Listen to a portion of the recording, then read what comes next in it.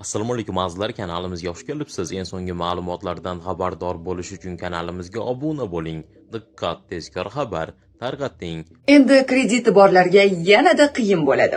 Endilikda avtomatik undiruv orqali to'langan kredit uchun 2,5% komissiya qo'llaniladi.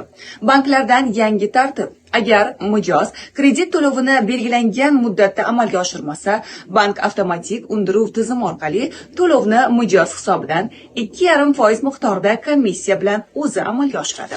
Ya'ni o'z vaqtida to'lanmagan to'lov bo'yicha avval mijozga SMS orqali ogohlantirish yuboriladi. Agar muddat o'tsa, to'lov bank tomonidan amalga oshiriladi va komissiya to'lovi qo'shiladi. Masalan, avtomatik ravishda 1 million so'm to'lansa, bank bundan tashqari 25 ming so'mni komissiya sifatida undiradi. Agar mijoz o'z vaqtida to'lov qilmasa, unga penya yoki jarima joriy qilishning o'zi yetarli edi. Endi avtomatik undiruv uchun alohida 2,5% komissiya undirish bu ikkinchi marta jazolash hisoblanadi. Bu amaliyot ortiqcha xarajatlarni ko'paytirishdan boshqa narsa emas.